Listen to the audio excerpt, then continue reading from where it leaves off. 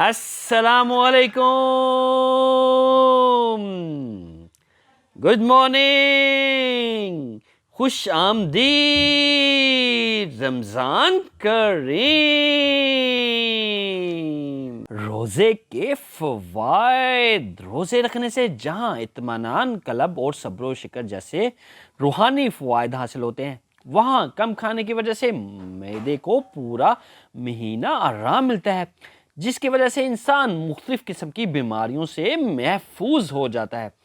روزے کی برکات حاصل کرنے کے لیے لوگ زکوٰۃ و صدقات ادا کرتے ہیں، جس سے غربا، مساکین اور دیگر ضرورت مندوں کی ضروریات پوری ہوتی ہیں۔ مقررہ وقت پر سحری اور افطار انسان کو نظم و ضبط کی پابندی کا درس دیتی ہے۔ روزے سے مسلمانوں میں تقویٰ، پرہیزگاری، جسمانی روحانی طہارت اور احسان و ہمدردی جیسی صفات پیدا ہوتی ہیں۔ روزے کی حالت میں دوسروں کی بھوک پیاس کا اندازہ ہوتا ہے، ان کے ساتھ ہمدردی کے جذبات پیدا ہوتے ہیں۔ روزے کی وجہ سے نیکی اور تقویٰ کی فضا پیدا ہوتی ہے، جس کی وجہ سے مسلمانوں میں عبادت کا شوق بڑھ جاتا ہے اور روحانی تسکین حاصل ہوتی ہے۔ ہمیں چاہیے ہم رمضان المبارک میں کثرت سے صدقات، خیرات کا اہتمام کریں، تاکہ معاشرے کے نادرہ و غریب افراد کی مدد ہو سکے اور وہ بھی عید الفطر کی خوشیوں میں شریک ہو سکیں۔ رمضان المبارک میں کثرت سے عبادت کرنی چاہیے تاکہ ہم اللہ تعالیٰ کی رضا کے لیے اپنی بخشش کروا سکیں اور دنیا آخرت میں کامیابی حاصل کر سکیں۔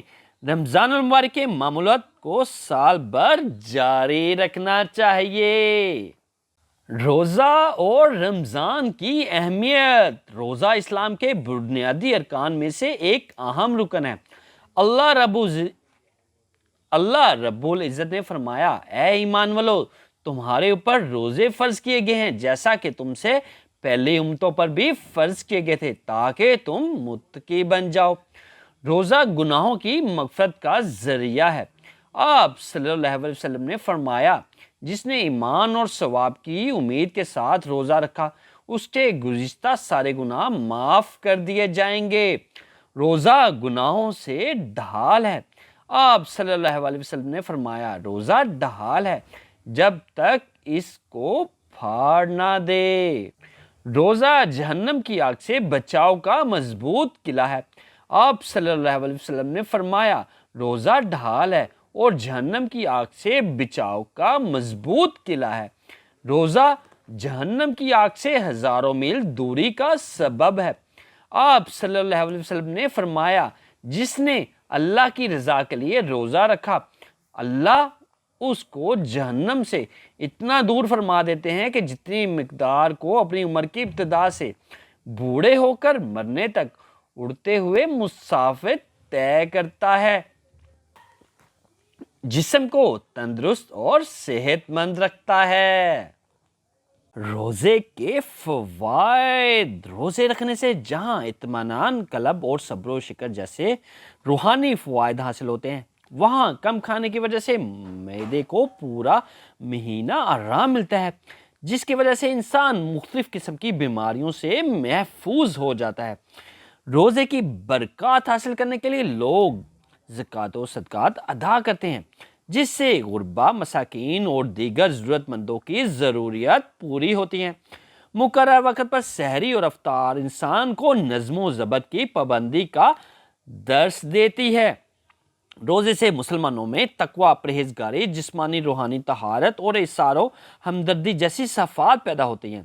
روزے کی حالت میں دوسروں کی بھوک پیاس کا اندازہ ہوتا ہے، ان کے ساتھ ہمدردی کے جذبات پیدا ہوتے ہیں۔ روزے کی وجہ سے نیکی اور تقویٰ کی فضا پیدا ہوتی ہے، جس کی وجہ سے مسلمانوں میں عبادت کا شوق بڑھ جاتا ہے اور روحانی تسکین حاصل ہوتی ہے۔ ہمیں چاہیے ہم رمضان المبارک میں کثرت سے صدقات، خیرات کا اہتمام کریں، تاکہ معاشرے کے نادرہ و غریب افراد کی مدد ہو سکے اور وہ بھی عید الفطر کی خوشیوں میں شریک ہو سکیں۔ رمضان المبارک میں کثرت سے عبادت کرنی چاہیے تاکہ ہم اللہ تعالیٰ کی رضا کے لیے اپنی بخشش کروا سکیں اور دنیا آخرت میں کامیابی حاصل کر سکیں۔ رمضان المبارک کے معمولات کو سال بھر جاری رکھنا چاہیے۔